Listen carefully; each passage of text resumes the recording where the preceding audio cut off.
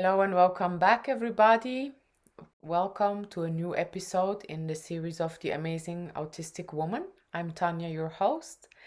And in this series, I interview women on the autism spectrum, showing our everyday life struggles, our limitations, and our problems.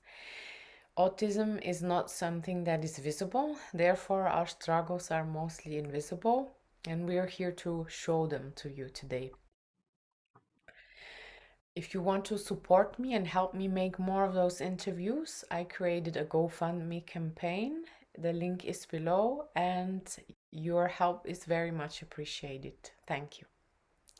Okay, so if you know me, you already know I love unique stories, and every one of us has them. So have you, and so have I.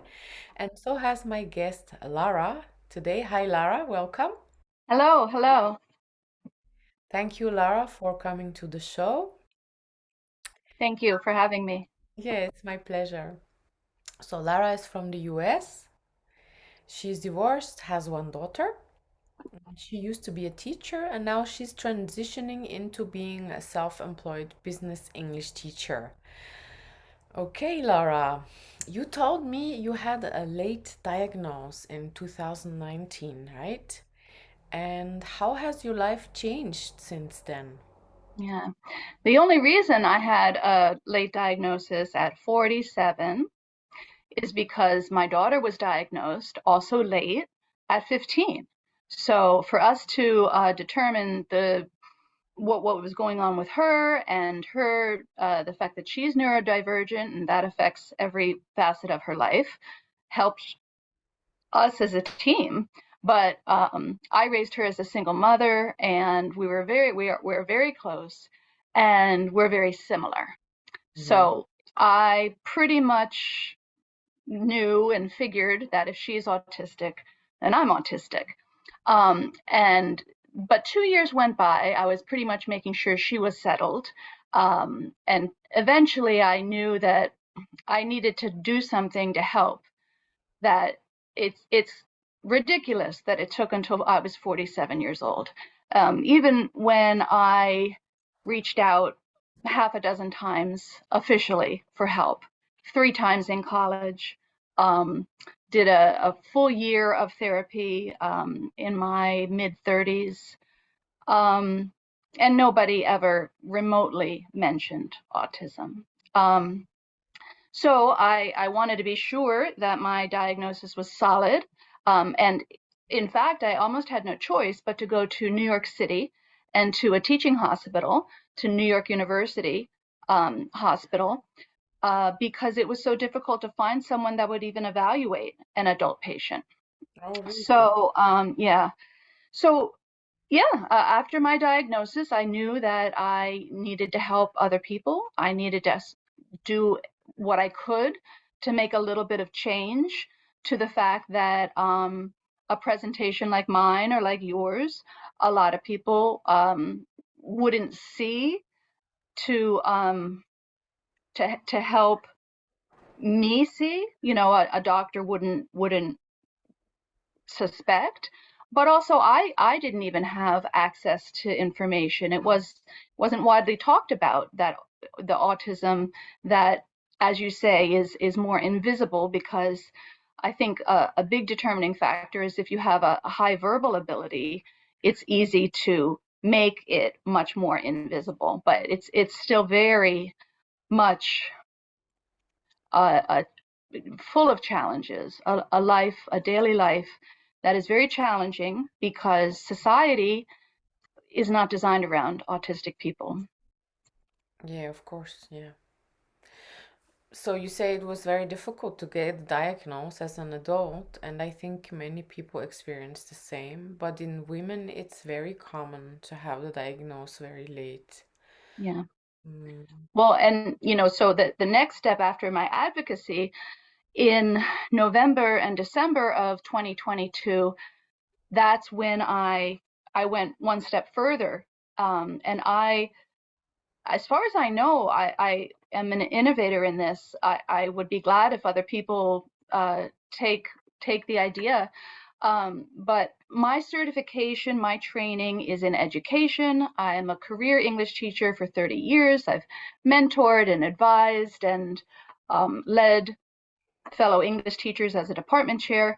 So my skill set is large and very well suited, especially as an autistic myself, to helping fellow autistics. But I am not certified to diagnose. So what I have set up is a system where I guide adults in their self-diagnosis process.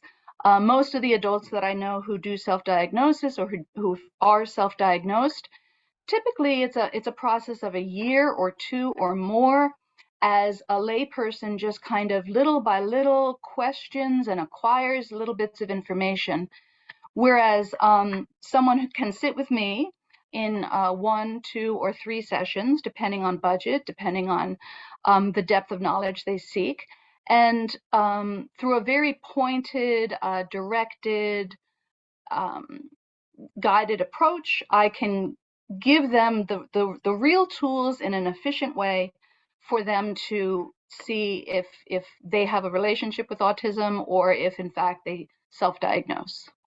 You do this aside also. Yes, well, I've worked it into my consulting business. So I have one client, for example, who said, let's just bypass the self-assessment. We're just going to assume I have autism. I feel like I have autism. I've self-diagnosed all these years. I don't need you to help me self-diagnose. Let's just help me work on some of my challenges, especially in terms of, this, that, or the other thing, whatever a particular person at a particular time in life might need. But other people, they really seek the confirmation from a professional, from someone who has more information than they do and more experience than they do. So I meet with people for both types of interactions. Okay, good. And how has your life changed since you had the... Well, I mean, this career change is really the bulk of it. I was a high school English teacher for 28 years. I think if I knew in my teens and 20s that I'm autistic, it's not the best career for an autistic person with the hustle and bustle and unpredictability and noises and so much social interaction. What was good about it and why I feel like I made a smart choice is the schedule. The fact that I'm kind of, so to speak, my own boss. I make my curriculum. I've always taught in independent schools, so I get to teach what I think is right for the students. And um, so, in that sense, it was a very good fit. But once I got my diagnosis, and once I really realized how much is needed for people like me to help and try to impact the situation of so many people going undiagnosed, destigmatizing autism, taking the fears away, the labels away, helping more people know the realities of what autism really is and can be. That was the biggest change. So now I've got my consulting business, and but I'll be launching a business English company called Fine Tuning for international professionals who are already very proficient in English, but um, maybe they're used to working in their home country only and they want to expand to an international setting. Maybe they're not too confident in their English, or maybe they know that even though the grammar and their basic skills are solid, there might be some pronunciation issues or some issues with phrasing. Also, helping a very with all the different segments of business, be it pharmaceutical or IT or anything else. I can help with very pointed vocabulary and different words that are going to be especially helpful in that line of business. And also another nuance is casual versus professional. A good business person needs both. So lots of opportunities for people to fine tune and level up, and hopefully I'll be able to help a lot of people. Good, good. What are the everyday limitations that you experience due to the autism? Can you give us a few of them, a list? Yeah, this is hurt causing because for 47 years to experience them and not you know not know there was a reason, not be able to predict. So my autism, as you know, and as your interviews are helping other people know, is it's very individualized. We're Autistics are very different from each other, but we have, of course, some core commonalities that make us different from the majority. For myself, uh, I wouldn't say social communication difficulties as much as a very, very low need for social interaction, a low need and a low desire. Mhm. So when I would be in class in high school and college, going through that class, and this interview that we're doing, this is I'm capable of doing it. I manage it. I even like it. But after we finish our interview, I'll be done talking for probably the day. I'll go very internal. Um, when I was a high school teacher, I had a fellow English teacher who got mad at me several times because she wanted just to chit chat. She wanted to stop me in the hallway.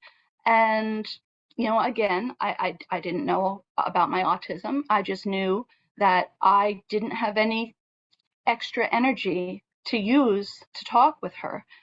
I was on my way to class. I knew for me, if it's challenging to give a lot of myself and to be social, and being social is taking in as well as giving out, especially with students and a group of students, 15, 16 students.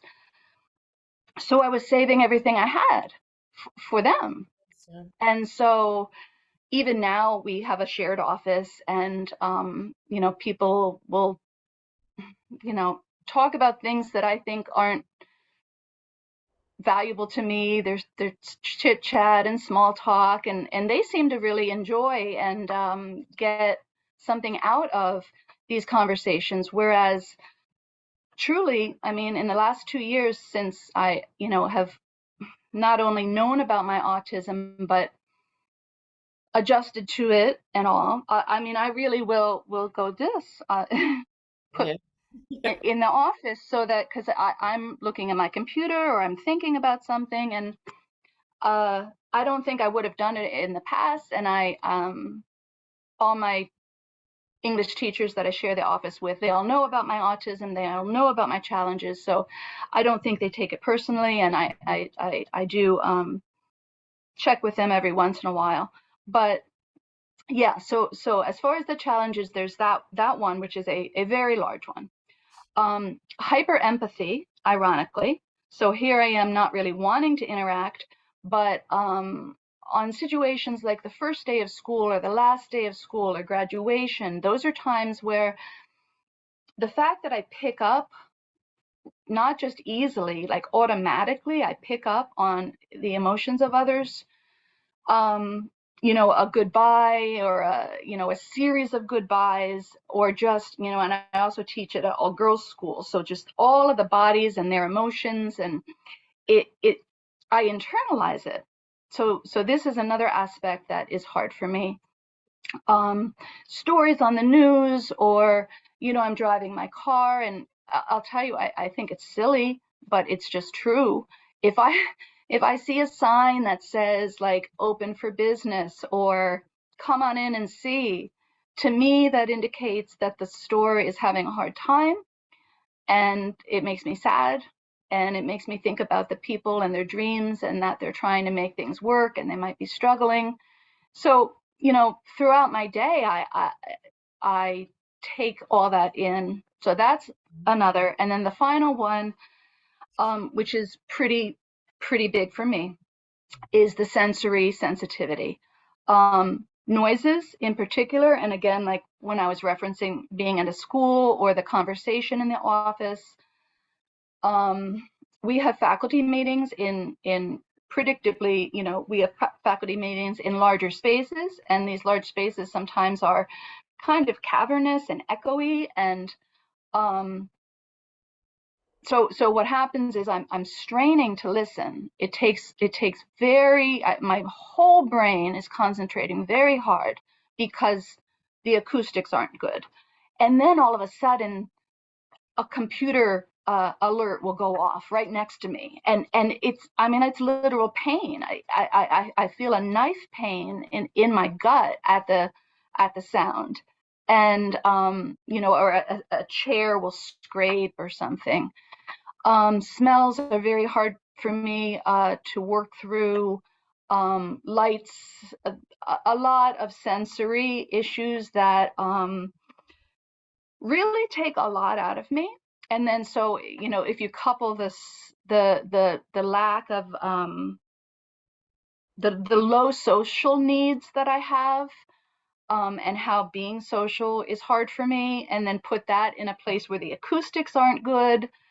And then always, I think if someone isn't feeling well or is especially tired, things can, compound.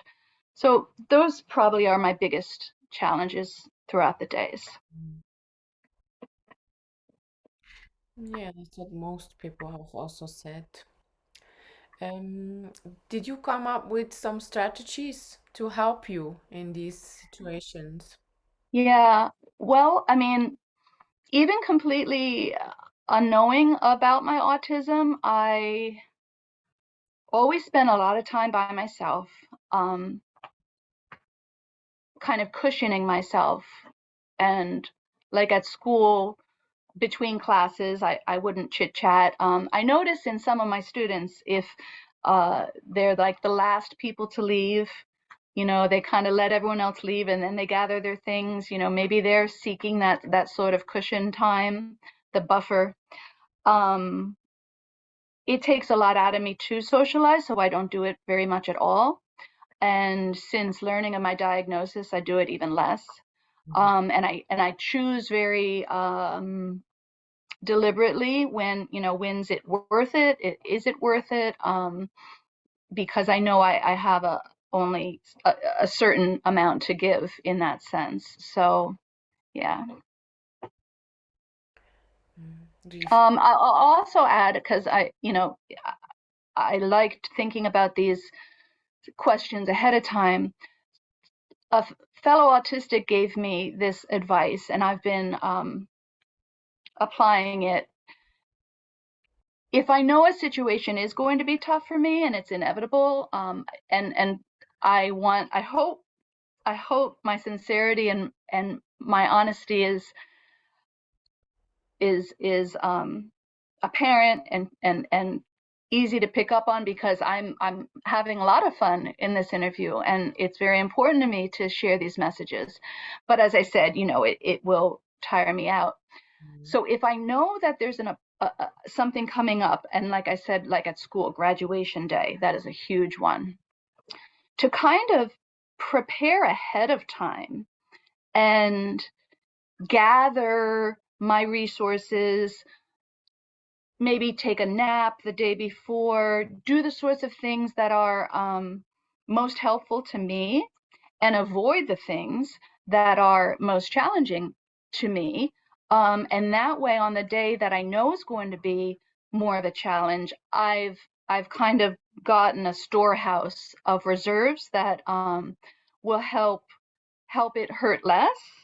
Um, Afterward, I can recover a little quicker.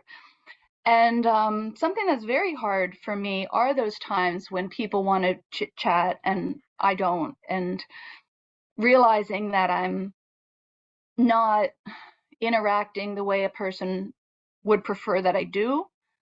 The hyper empathy, I pick up on that. I can tell that they're not happy. I can tell either that I've disappointed them, or that I've irritated them, or they think my choices are different or strange or weird. Um, so yeah, being aware of all of that. Mm. If you don't socialize a lot, do you feel lonely at times? That's the thing. This was the one for when I got my evaluation, I assumed I thought maybe I wouldn't be diagnosed because of the masking and because I think when I want to turn it on, I can project and present like most people. But nowhere in the evaluation was there mild. I was moderate and moderate this and moderate that, but there is one single place where I'm severe. And the severe is my need for interaction. And I really don't get lonely and I don't get bored. Um, Mm. I was raised by an autistic mother who she left me alone a lot. You know, she had her own challenges, and I wonder a lot whether it was something I got used to, but I really don't think so. I think it's just how I'm wired because she would ask me if I'm lonely or if it's okay that she's going out again or I'm not going to be home all day. And I was like, that's okay. I don't mind. And I don't know if I was trying to be a good girl and try to make my mother happy, Mm. but I honestly think that if I was unhappy and I was bored, I would have realized it and I really wasn't. I spent a tremendous amount of time growing up all by myself and it wasn't really a problem. Mm. So this is definitely one of the ways, even my mother, and I believe my mother's autistic, you know, she wants to see me more now, a little bit different from when I was growing up. Now she wants to interact and hang out. And, you know, when we talk, she wants the conversation to continue. And, you know, I'll have taught all day or I'll um, just maybe either because I'm a little tired or a little sick or I've already had a few conversations that day. I just I don't have as much in me. And I know she wishes I did. I know she gets lonely. She gets lonely and she wants more from me.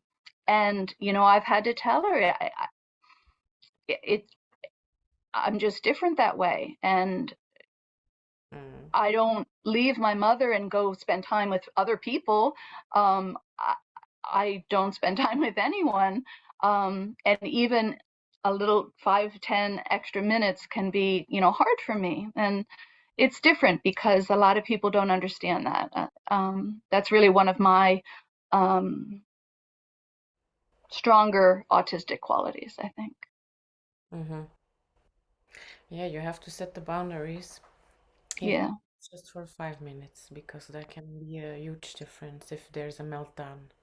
But those boundaries, yeah, and it can happen. And then you're hurting. Here I am trying not to hurt her, and then I end up having a meltdown and hurting her. But the boundaries, you know, they're new.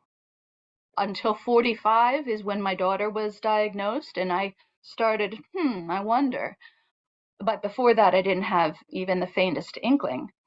Um, and then only after my diagnosis at 47, even then, I would say it wasn't until 2 or 2.5 years after my diagnosis that I made these changes and drew more boundaries. And, you know, I don't mask as often.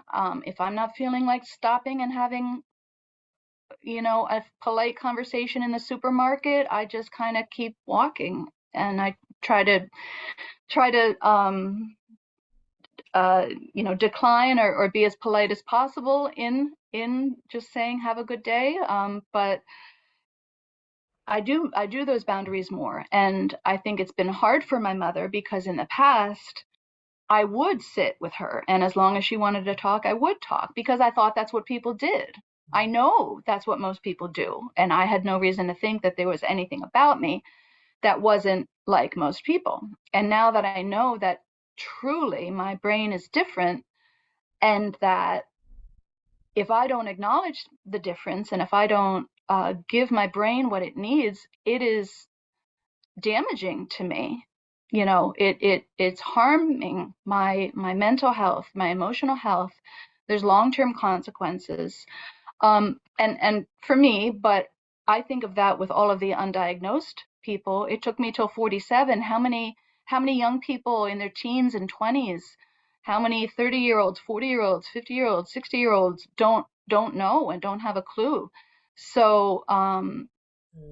I feel it for me, but I feel it for all these other people, and the long-term health consequences of anxiety and depression, and for some people eating disorders, or even getting into problematic relationships, controlling relationships, sexual abuse, and suicidality even, because we're wired differently, we experience the world differently, and if we don't know it, that's a really bad combination. It's a really tough combination to be different and not even know, and thus not be able to compensate or protect yourself or heal.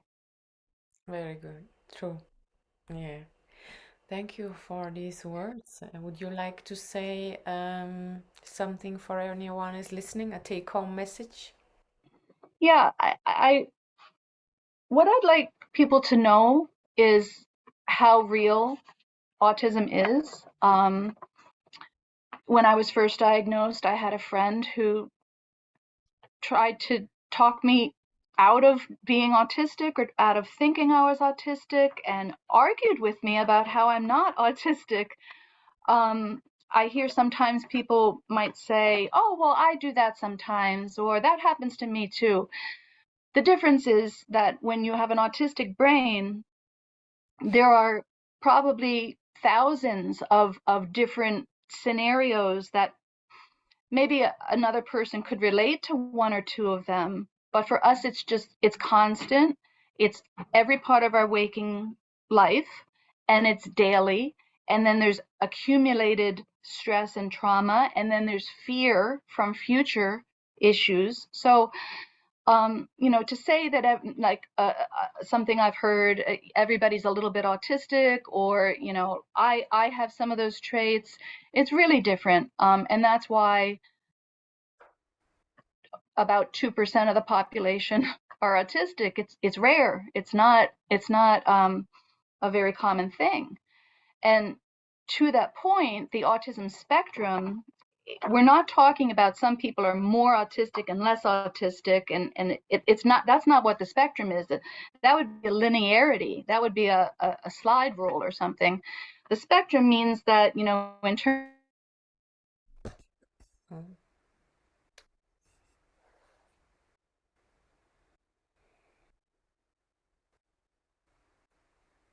of what's in my head well to my speech.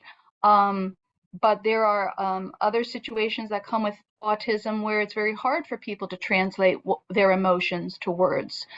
Um, so there's all sorts of varieties and presentations that autism can take, and you don't know. I like the fact that you opened our conversation reminding people that this is something that's not visible, and Mm. just I think the the majority population that is not autistic needs to really have understanding, and probably learn, take it upon yourself to learn a little bit more about autism. And that's part of my job, I think, is to help people acquire that knowledge. And when you interact with someone who is autistic, have a little bit better understanding, and a better care for this fellow human who's just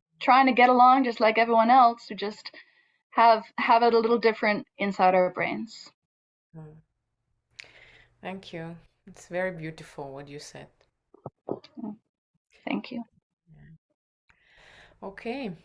Thank you for your time, Lara, You're welcome. for the energy and your words, your kind words.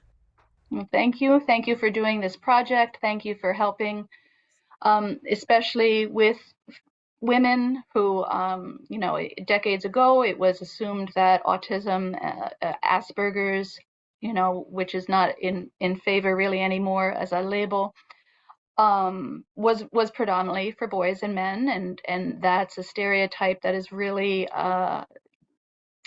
held on a little bit. And the other issue is that girls are a little bit better, I think, at the masking and at not covering intentionally, but making do and trying one's best to fit in. It makes it harder to spot what our differences are sometimes. Yeah, true. Thank you so much. Thank you. You make it possible for me to make it more visible that we actually have struggles and we have problems, and Oh, yes. though the other person cannot see them. Mm. Yeah. Okay. We say bye to the US. Ciao, Yes. Lara. Thank you so much. Bye. Bye bye.